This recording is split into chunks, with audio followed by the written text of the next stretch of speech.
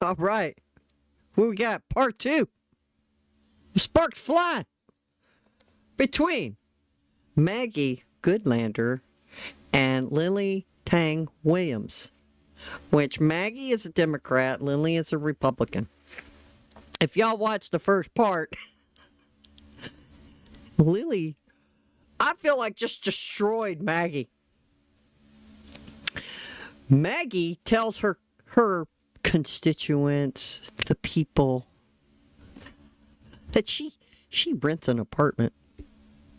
She's down with the struggle. But she lives in $1 million home. And they didn't really come back to it. And that was one of the opening questions that one of the moderators had asked her. And, oh man, if you haven't seen it, you really need to, because look, today's Monday, tomorrow's voting day. And New Hampshire, I don't know. They need to vote for Lily. And I'm just doing this. For one thing, it's so entertaining.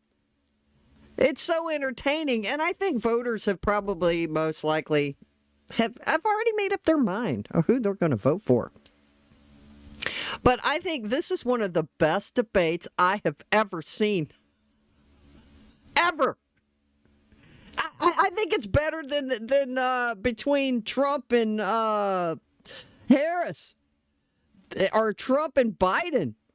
I mean, those had their moments, but this one, part one, guys.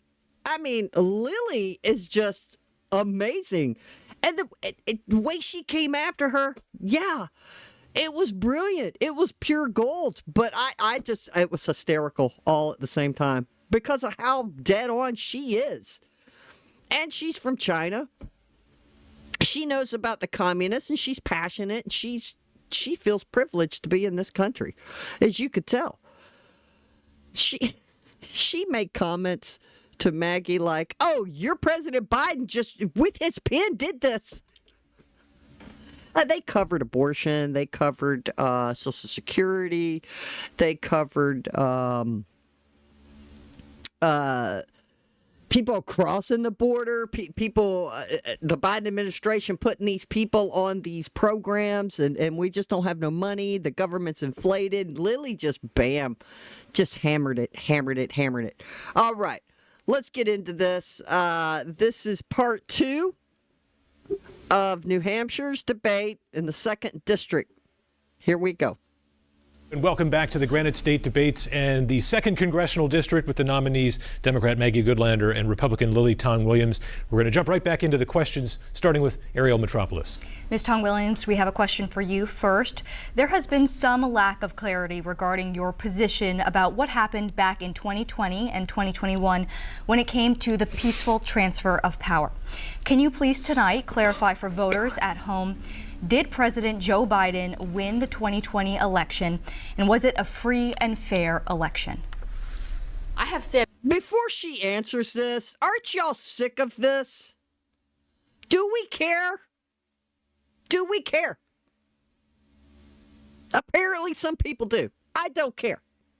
What I do care about is paying $6-7 for a dozen eggs.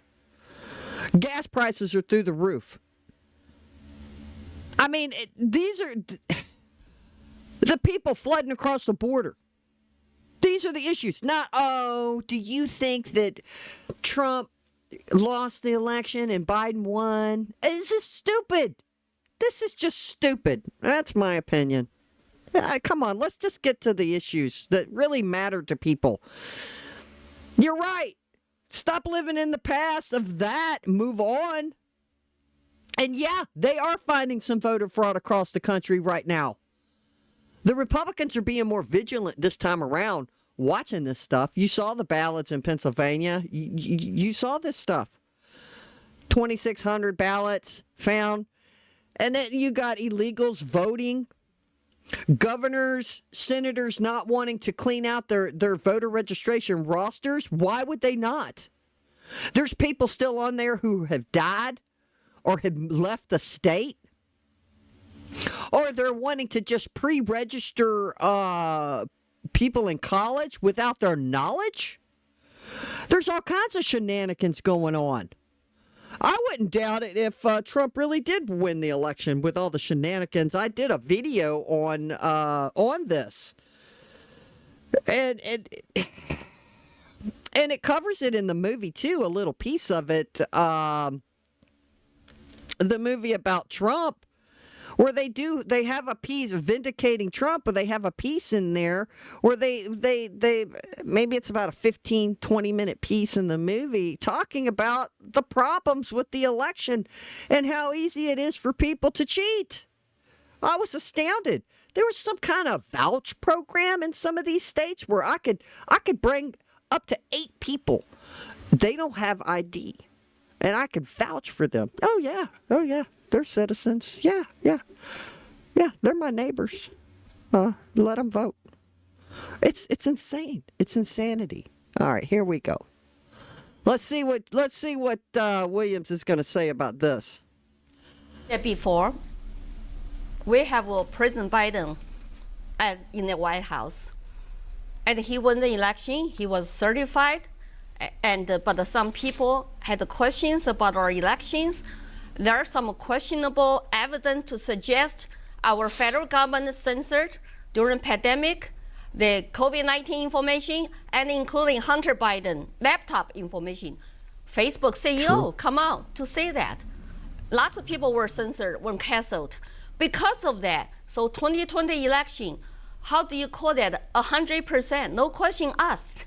So people had the questions, they were upset, and they want to protest it. But I have said that again, that we need to move forward, and Biden is our president, but his disastrous 4 years is not good for our country, for our people. I hope people realize that, and I hope we change the direction of this country. But to be clear, do you... It's a disaster. It's 4 years. She's right. There was a suppression that they didn't even want people talking about Hunter Biden's laptop. They did suppress. They suppressed when people wanted to talk about COVID. They suppressed all kinds of speech. This is a problem, people, with this administration. The libs, because they want to go forward. They don't want to go back. They want to transform America. They want to transform it. So what does this transforming mean? Control your speech. Give people pronouns. Call them by their same pronouns. Mutilate our children. We can't have a healthy discussion on if we should take a vaccine shot or not. This is America. We should be able to speak our mind. There you go. You believe that the election in 2020 was fair and free? Oh my God. Well, I always say this. I do not know. I can tell people when I don't know something, I tell you the truth. I don't know. I'm not God. I'm not angel. I don't pretend I know everything. I had the questions myself, but once we move on, Biden is the president, then, we start to look at our country moving forward. But you cannot call people, even look at Hillary Clinton challenge 26 elections. Many times I remember on TV, people are allowed to question and to answer and take, we just cannot pretend we know everything. So when I say I don't know, I'm honestly tell you, I don't know. I just had the questions. I wish she would have said, remember Crooked Hillary? Crooked Hillary had been saying for the whole time Trump was in office. She questioned the election. She did.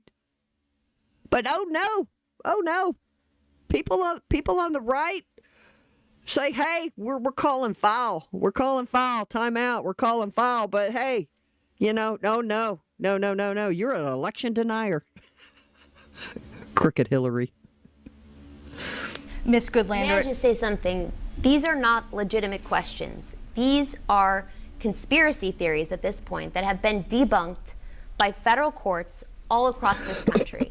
These are not serious questions, and it is dangerous to our democracy to continue to spread these conspiracy theories.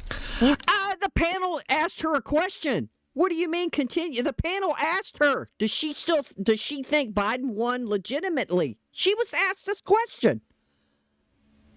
These questions were asked and they were answered by courts of law. They were answered by Congress. Anyone who casts doubt on the peaceful transfer of power and on the legitimacy of the votes of the American people and the people of New Hampshire has no business running for Congress or serving in the. Oh my God. I hope they don't bring up January 6th because it's just stupid. Oh, where? People's house. You know what? I know you taught Constitution. We are constitutional republic. We are not a democracy. We have a representative democratic government, which actually, when you talk about censorship, when you talk about weaponized government, when you talk about labeling another side extreme instead of have a conversations, it's not democratic at all.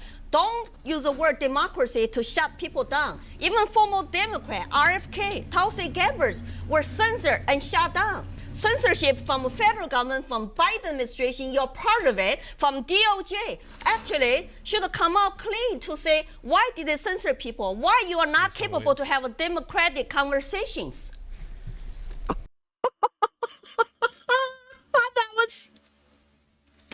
She's so right. That's the conversation right there. That's the question. Why were we censored by your administration? Why? And look, the guys over YouTube, over Facebook, Zuckerberg, they should be ashamed of themselves. He said he was pressured. So he never said he was forced. Zuckerberg said he was pressured. This guy, I'm assuming, is intelligent. He's a multi-million-dollar guy. Not all millionaires are intelligent, by the way. I probably should clarify that. But hey, he says he was pressured. So he starts censoring people? He should have said no right off the bat. This is America. What is wrong with him? Now, that would be the question for him. Just because you're pressured by something, you still should stand by your values and your company. Oh, no. But see, the question is, why did the libs allow this? Censorship right before an election to censor Hunter Biden's nefarious activities. And all that stuff Biden was doing too. Making phone calls and making deals and getting money for it to help his administration. That is the question. And she is absolutely right. Go Lily. Go Lily.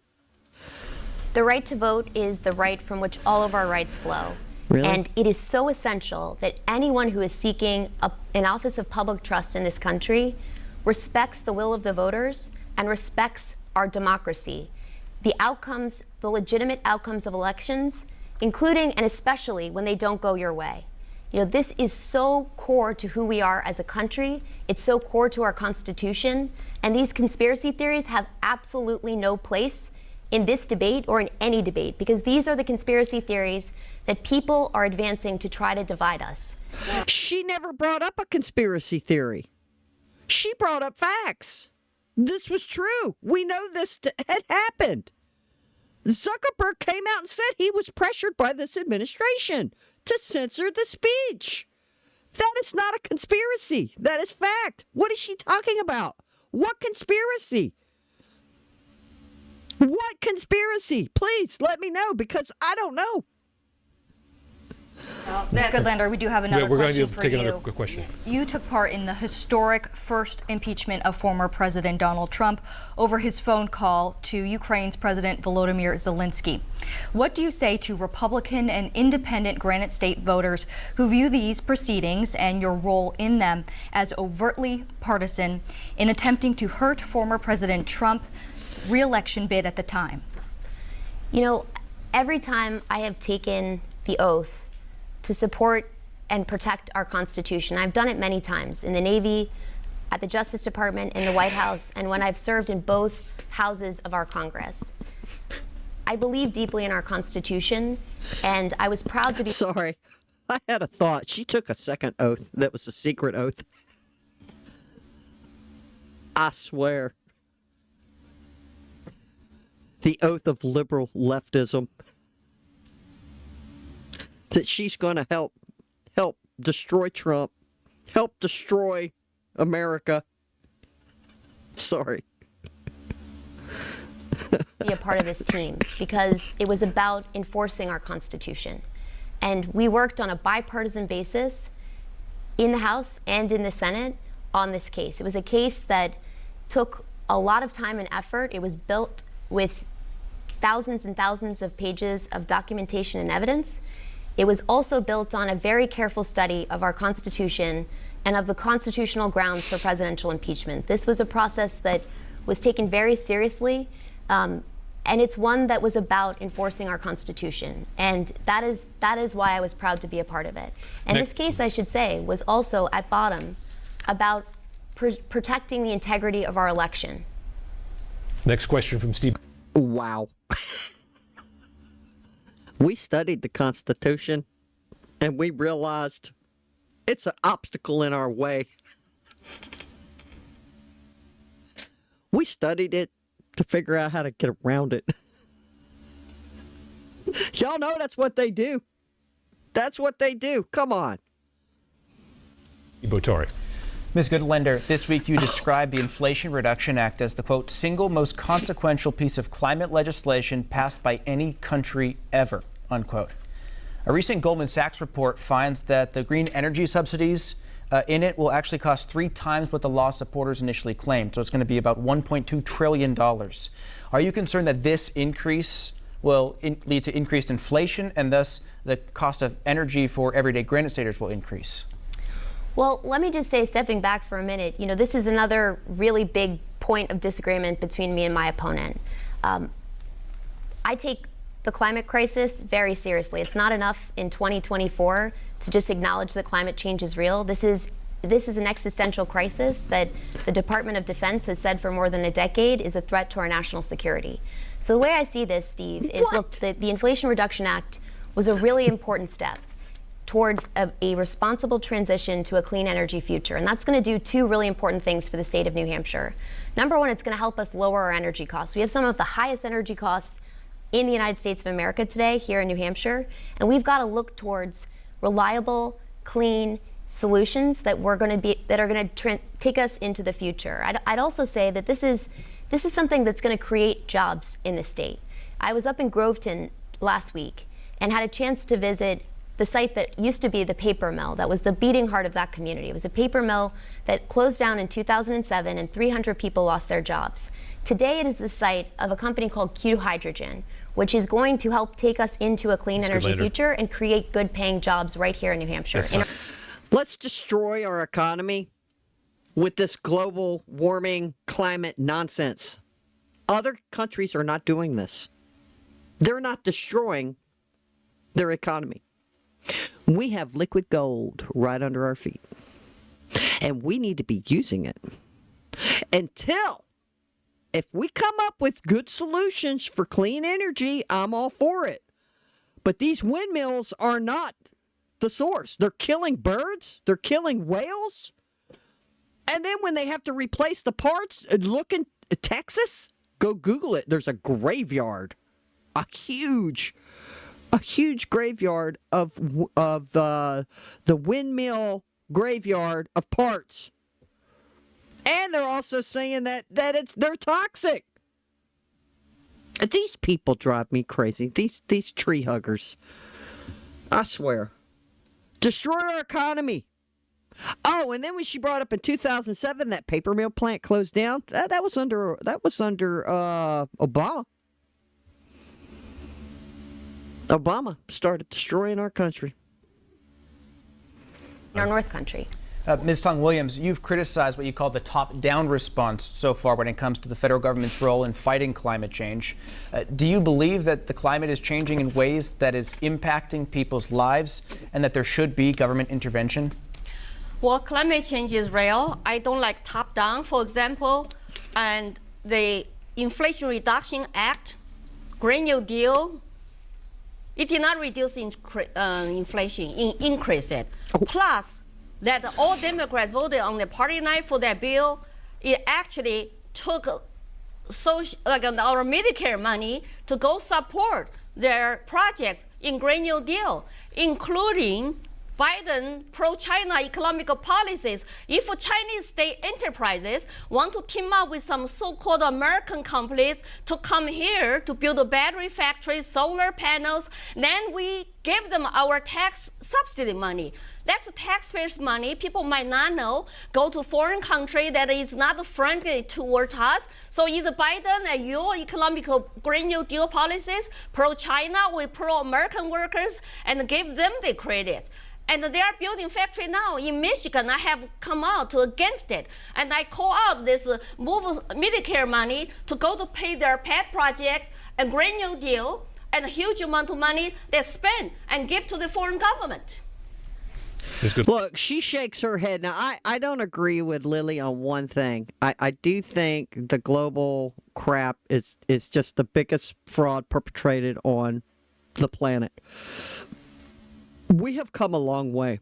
Here where I live in Chattanooga used to be one of the dirtiest cities in America, and they've cleaned it up. They've cleaned it up. The air is much better than it was 50, 60, 70, 80 years ago. The regulations that are on the vehicles, they're burning more efficiently. Plants can, even if it's a coal plant, they can hook up filters and all of this other stuff. There's stuff we can do to help clean the air. China's not doing that. China's not doing that. And she's absolutely right that it's okay to spend the taxpayers' money on their pet projects, just what she's talking about. For them to go and build this other crap, have them build, and that it's insane. Trump is right. Put the tariffs on these people. Put the tariffs on these other countries. Germany, China, they don't have American cars. Remember, he was saying, he asked them, how many Chevrolets or Fords y'all have on your streets? He said none. But they're shipping the crap out of their cars here. It's a problem, and we need to fix it. Goodlander, you have 30 seconds to respond. Just to clarify, I mean, look, what you just invoked the Medicare provisions of the IRA, which were incredibly important provisions that have lowered the cost of prescription drugs for so many people across our state and across our country. You opposed this bill, but what this bill has done, it's capped the cost of insulin at $35. It used to be, I was talking to a man in the Upper Valley not too long ago, $400 for the price of insulin. It's now capped at $35. It's also given Medicare the power to negotiate drug prices, which has saved the American people billions and billions of dollars and has actually made prescription drugs more affordable. That's time. Next question from Ariel Metropolis. For the first time in our nation's history, the U.S. government is spending more on debt interest payments than on national defense. Over the next decade, net interest payments are estimated at nearly $13 trillion. This is a much bigger problem than finding inefficiencies and eliminating waste. So please be specific here. Where do you cut? Ms. Goodlander, we'll start with you on this. Well, look, this is an issue for the next Congress that's going to be front and center. We have got to get our fiscal house in order. And we've made some progress. Just last year, President Biden signed into law the most significant measure to reduce our debt and deficit that's been passed in more than a dozen years. We've got to build on this. And my view is very different from my opponents. My view is that there are two basic elements to this. Number one, we've got to find responsible ways to reduce spending. And let me give you one specific example. I believe that it is past time for Congress to stop giving away massive subsidies, billions and billions of dollars to big oil companies that's costing the American people and that could reduce our debt and deficit if we got serious about this. I believe that you got to go to the core of a problem, and this to me is a really promising set of solutions that I will fight for in Congress. Ms. Tang Williams, the same question to you. Where would you cut? Let's stop giving the oil companies tax breaks and cuts? Yeah, if they're drilling here and create jobs to where we can get $1.50, $1.80 a gallon gas, people heating their homes with natural gas. Yeah, I want that. Give them some breaks. Have them come back here. Reopen that pipeline that these dummies, like Trump says, these stupid people. These stupid people. You open up the pipeline to go to Germany to fund these other countries, but you stop the pipeline that for us. There's an agenda here, people. The left wants to destroy us, to replace it with something else. They want to transform America. Obama said it. We're going to fundamentally transform America, and it's not to the good. Freeze federal hirings, and Rand Paul has a plan called the 6 penny. He used to have 1 penny plan. For every dollar federal budget, you cut 1 penny. When your family is struggling in debt and you have to cut expenses, when I got laid off, I cut my family expenses 20%. Our federal government could not cut 1 penny out of $1 and keep printing money, drive by inflation. She cannot tell you, or Biden cannot tell you where they want to cut. They just kick can down the road. It's so sad to see our young people tell me they feel like they have no shot at their American dream. My campaign slogan is about save our American dream for all our children and grandchildren. If you cannot afford anything, government can give you free stuff here, $1, $2, but your inflation up is a lot more. So you don't have net gain. Your net income is going down, and the national debt keep growing. That means the inflation will even shoot up even higher if we don't cut the government right now. Stick to 6 penny plan. We'll see how many people from Democrat side will come out to support that. Let's turn to foreign policy. She said Biden's administration don't even know where to cut. They don't know how to cut the fat. All they know how to do is to keep spending. She is awesome. And she knows what she's talking about. They don't know how to cut. I didn't know about this Ron Paul plan, but cut a penny per dollar. Stop the hiring in the government. You know what? Trump is probably, I think, the only president. Maybe I need to research this, but I think I'm right. He doesn't take his paycheck.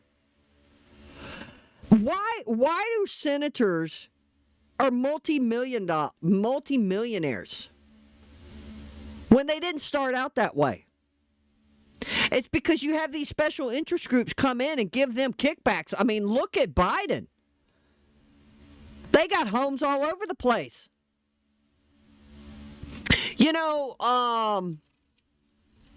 Benjamin Franklin had said that you shouldn't make a career out of politics. That you need to step back away so you can, and go back to the private sector so you see what's going on, so you understand what's going on. And I think what we've done is we do need term limits in the Senate. I mean, there is some extent, but not really, because they can keep getting reelected.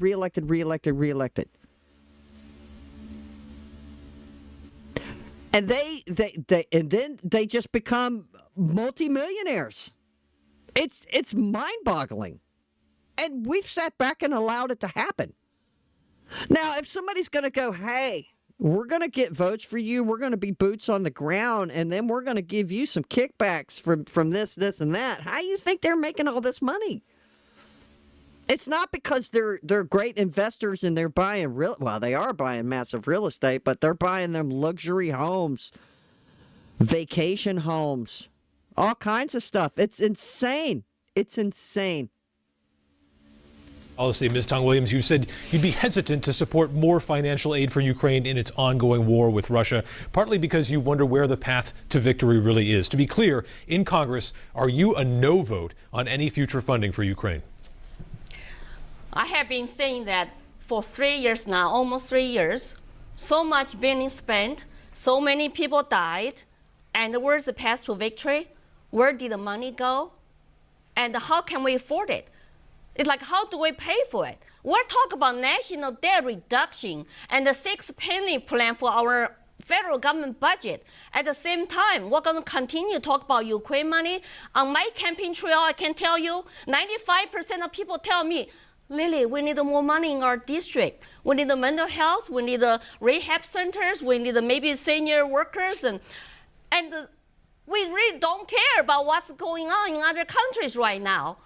I mean, if all the people support that, I urge you to donate. There are lots of billionaires, rich people, and maybe we'll be able to donate some money to Ukrainians and to fight the tyranny, the aggression. But for our people, they tell me we need our resources here. I will put our people first. So that's a no vote. Ms. Goodlander, the White House recently... Well, yeah, because look at all the billions of dollars that they've just thrown at this, and now you've got Korea marching on them. And then they were asked, what are they doing? Like, did y'all see in that press conference? What are the Koreans doing? They're like, well, we're not sure. We're not sure what they're doing. The Koreans are marching over there. We're not sure what they're doing. We're not sure what they're doing. It's like, duh. What do you mean you're not sure what they're doing? Why would Korea be going over there to help Russia? It's insane. It's stupid. He said that the United States will provide Ukraine with the support it needs to win this war. Should the country continue to pour money into a war in Ukraine if the outcome is so questionable? And should that support be indefinite? Well, first of all, I just want to point out my opponent's solution here is to hurt hardworking people. She wants to freeze federal hiring altogether, which is going to hurt hardworking people all across the state and our country. How? There are other solutions, and this is why we see the world and our economy very differently. I want to help hardworking people. I want a tax cut for the middle class, and I want solutions that are going to ensure that we've got a country, a tax code, and a way of spending that ensures that everyone is paying their fair share in a deeply American principle. But to the point about Ukraine, I think we must have been traveling around different districts, because as I've traveled around this state, from my neighborhood in Nashua all the way up to the North Country, I see Ukrainian flags everywhere I go. The people of New Hampshire understand that this is a fight for freedom and it's a fight for democracy. This is an unjust war that Vladimir Putin waged against a sovereign nation. My opponent believes that the path to peace is through Vladimir Putin. I know from my own professional experience that that is just so dead wrong.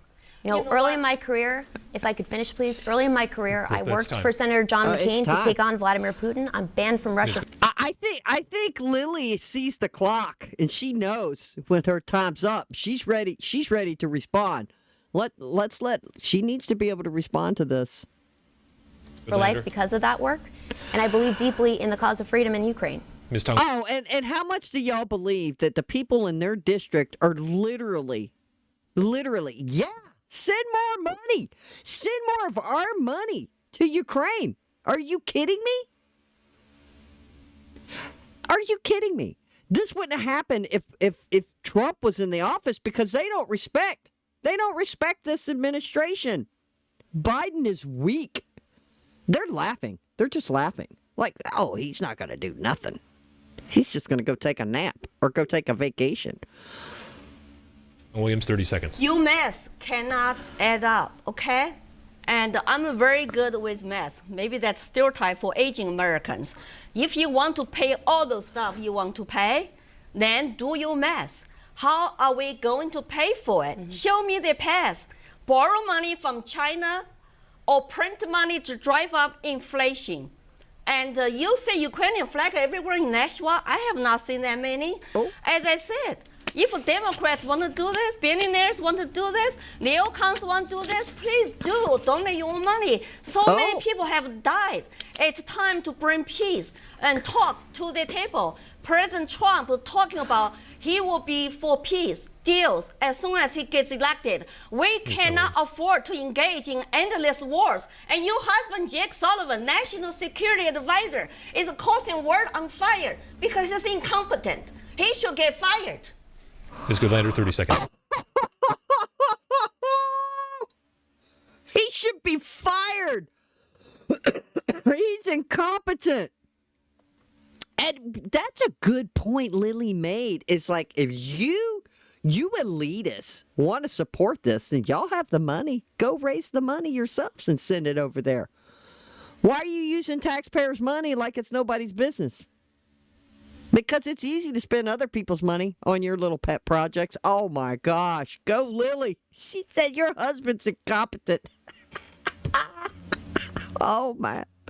That was gold. Again, my opponent is focused on me, and I would appreciate if we could stick to the issues and not personal attacks. But I'm focused on the issues. And policies, because your husband's incompetent with the policies. So it was dead on. this is a real point of Your math disagreement. does not add up. The issue is your math does not add up. Ms. Tang Williams, let her finish. Your math does not add up. Again, you need to go back to school.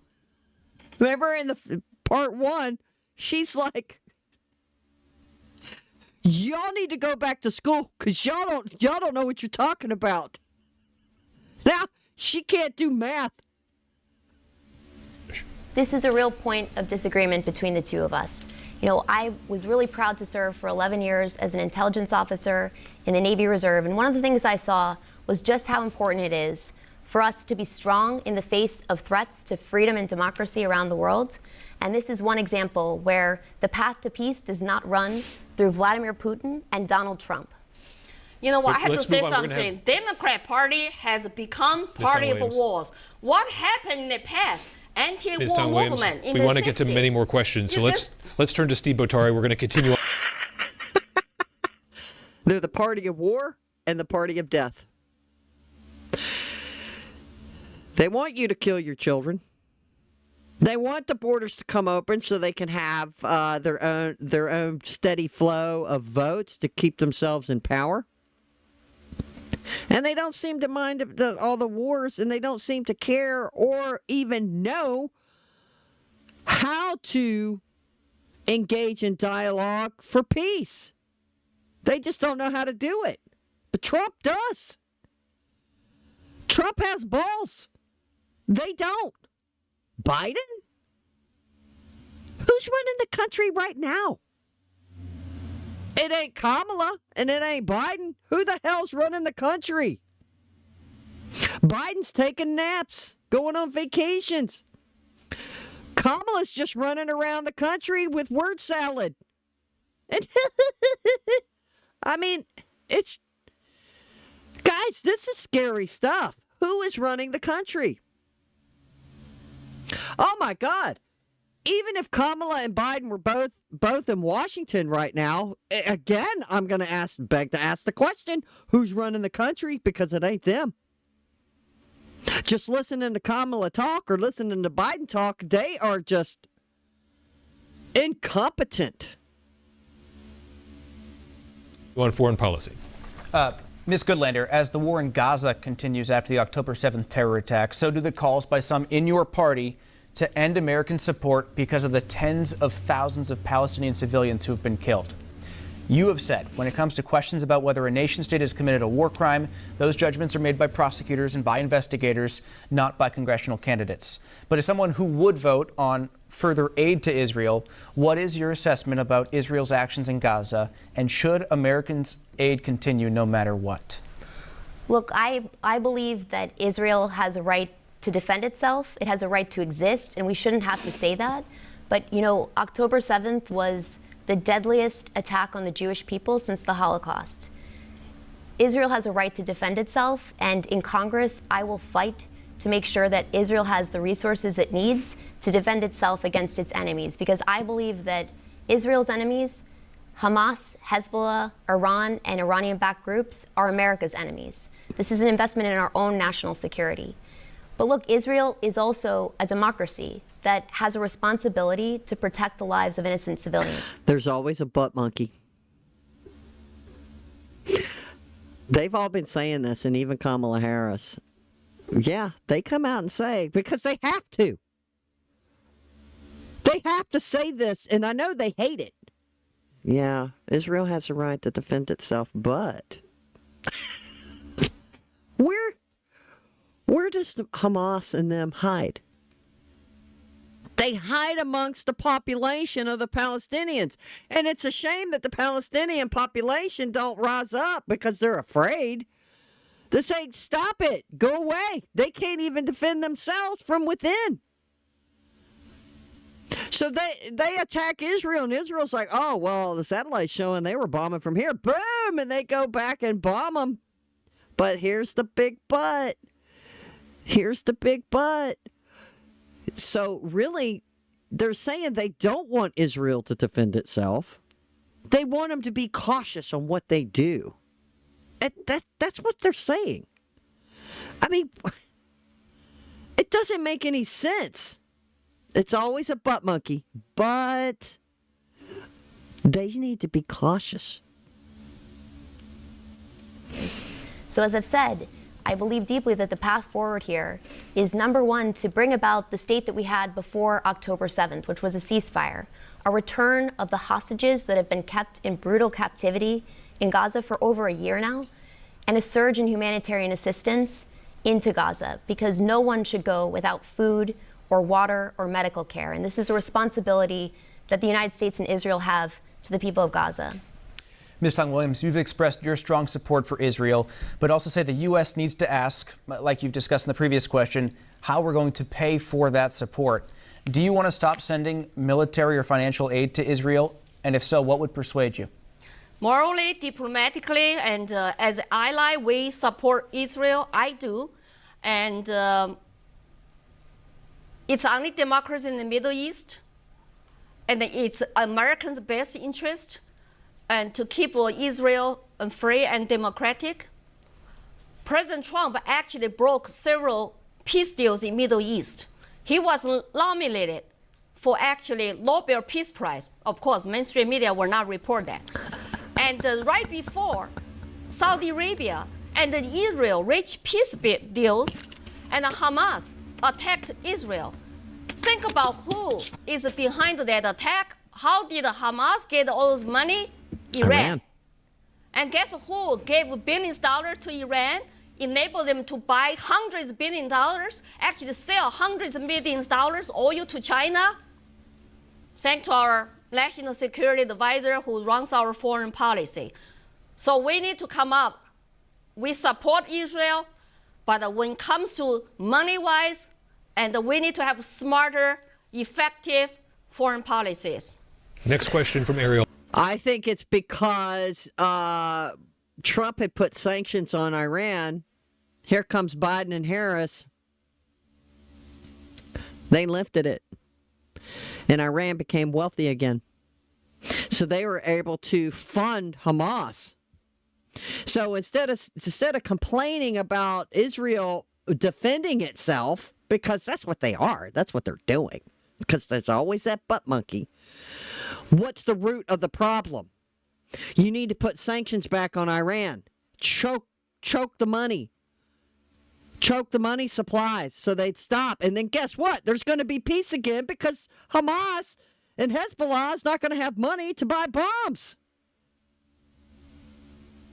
Metropolis. The U.S. Armed Forces are facing a recruitment shortage. 3 out of the 4 major branches failed to hit their recruitment numbers. Today's active duty Army is the smallest force it's been since 1940. Something that members of both parties have brought up is that potential recruits who have past diagnoses of depression, anxiety, or other disorders can be disqualified, and this affects the pool of eligible applicants. Would you support legislation allowing recruits to seek waivers if they've had treatment for mental health? Ms. Tang Williams, we'll start with you on this one. I'm proud to say I have 2 sons who are veterans, and I have 3 wonderful children all come out to endorse their mom and vouch for her character, perseverance, and patriotism. And the recruiting efforts installed, I think, to do with today's military that we have been focused on other social engineering stuff. DEI, they are doing that in the military. And also that vaccine mandate during pandemic, nobody wants to join military. Our military is being politicized. And that's why people don't want to join. And all those young men who want to serve their country, I met some of them in Concord after high school. They say they don't want to join because it's a woke military and they have to take the COVID shot. So I hope that as a Congress, a woman in the DC, I want to focus on military's mission instead of those social issues inside of our military. Wow. Go Lily. You have made our military some dumbass woke crap, forcing people to get these shots. It's insane. And now you're asking a question about waiving some stipulation to let crazy people go into the military because they have mental illness? No, they should not go in if they have a mental illness. Trust me, we do not want this. And they do need to have, Trump needs to get in there. Trump's got to get in there and rebuild our military where people are proud to want to join. Young men and women across America to join and help us build a strong military and not of this foolishness. It's just foolishness. Goodlander, the same question to you. Well, thank you for that important question, Ariel. This is an important question. As someone who proudly served in the United States Navy Reserve, I know how important it is for people to come together in Congress, Republicans and Democrats, to fulfill what we have is a sacred obligation to our veterans and our service members. And what I saw when I worked for Senator John McCain was that he was always willing to reach across the aisle and work with people of any party, Democrats or Republicans, independents alike. Aren't you sick of hearing about John McCain reaching across the aisle? That's why he didn't get elected. He was reaching across the aisle too much. He was too much of a moderate. He rode the fence. I didn't want to vote for him, but I did. But shut up about John McCain. To make sure that we are providing and living up to the sacred obligation we have to our service members and to each branch of our military. We see this very differently. My experience tells me that the people of the United States of America are the most patriotic people, especially people who have taken the oath to serve and protect our Constitution in the military. So I would want to take a close look at this proposal, and I believe it is a proposal that would fall in line with a lot of the kind of bipartisan work that we've seen from the United States Congress to protect our service members and our veterans. All right, we're going to do a final question. Yeah, but the thing is, she still didn't answer the question. You are trying to make the military woke. You're forcing them to take that COVID shot that they didn't want to take because apparently it's come out. It has caused problems. People getting blood clots, heart problems, all kinds of problems. And you're forcing this on them. You're forcing your stupid woke agenda on them. She did not answer the question. And that's what Dems do. Y'all pay attention to this. They do. I am so proud to serve, and I served for blah, blah, blah, and Americans are all patriotic. Yeah, blah, blah, blah. We know Americans are patriotic. The key thing is that what Lily was saying as well is that people coming out of high school don't want to join the military because of this stupid woke agenda. Are you kidding me? And you didn't even talk about it. You just talking about some dumbass bill.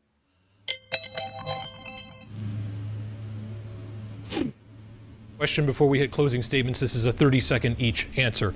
Now, America has fallen into a bit of a troubling pattern in which more and more people seem to define their own well-being based on who is the president of the United States. You can count on it on Tuesday. No matter who wins, a significant portion of the country is going to be angry and afraid. So what can you do, Ms. Goodlander, to try to alleviate some of that fear and anger in this country?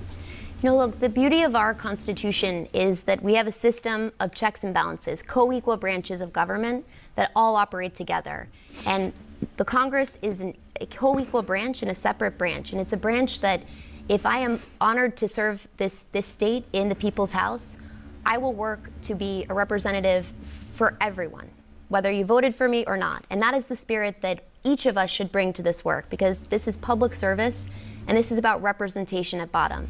And so I can promise you, Adam, and to all of your viewers out there, that this is the spirit I will bring to this work. Ms. Tang Williams, how do you alleviate some of that fear and anger that's out there in this country? Well, when your former boss 6 months ago come out to call all Trump supporters are garbage, and that's like half the country becoming garbage, that's not unifying and positive. And it's been going on for a while. Your boss is the most divisive president since I come to this country. Talk about white supremacy. I mean, you are white, lots of people are white, and talk about MAGA Republicans are threats to democracy. You know, all those rhetorics do not help.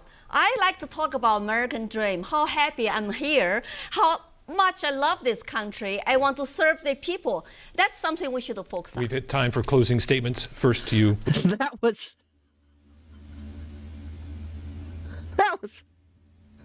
pure gold. She said, your president called us all garbage. White supremacists. Dang. I mean, what makes it brilliant is that she immigrated to this country. And she is spouting the most awesome values ever, and then pointing out their rhetoric. I'm looking for. Let's hear their closing statements, rather. Lily Tang Williams. Well, it is an American dream for me to be here. I know I'm the underdog in this race, but I trust the people to decide after tonight. I am independent-minded. A legal immigrant come here to live under freedom and prosperity. I'm the embodiment of that American dream. I want to make sure we save it. It's worth saving for. You have a serious choice to make today. Do you want somebody truly represent the people, or you want somebody from DC swamp? Ooh. Do you want somebody to tell you the truth, even though she has to stand alone to say no? Or you want somebody that's going to repeat her party's talking points? Ooh. Do you want somebody who will put our citizen interest first and to really show compassion and sympathy toward the daily struggles? Or you want somebody who was born with silver spoon, had no idea how the regular people economically and mentally struggling with daily life? I'm asking for your vote. I will always have town halls. I will represent you with pride and transparency. That's time. Thank you. Ms. Goodlander, 1 minute. That was... She's born with a silver spoon in her mouth. That was good. Man. Oh, look. Oh, no. She's like, how am I going to top that? Well, thanks so much to WMUR for hosting us tonight for this important debate. You know, I love this state. It made me who I am today. I love our country, and I love our Constitution. I have taken the oath to protect and defend our Constitution many times throughout my life. When I went to serve in the Navy, when I went to the Department of Justice, when I went to the White House to lead the unity agenda, dedicated to the basic idea, it might sound old-fashioned, but I think it's an idea for the future, that we can still come together as Democrats and Republicans to tackle the challenges that unite us as Americans, and that's what I've done. On the front lines of the fight against some of the biggest drivers of high costs for people across this state, and to protect freedom and democracy. These are the things I believe in. It would be the honor of my lifetime to represent New Hampshire in the People's House. And for the next 5 days and tonight, I'm going to work really hard to earn every single vote. I ask for your vote, and what I can promise you is that I will never stop working to deliver for you and to unite this country and the state. Thank you to the candidates for being here tonight. Thank you all at home for watching. Have a good night. Wow. Well, there you have it. Part 2, finishing up. Lily was gold. Lily Williams was gold. I hope y'all enjoyed that. I think the first half had a little more fire, but she did good. There were some zingers in there on that one, and I hope y'all enjoyed that. And I hope she wins. I hope she wins. I hope the people of New Hampshire having their eyes are open and they are awake and not awoke.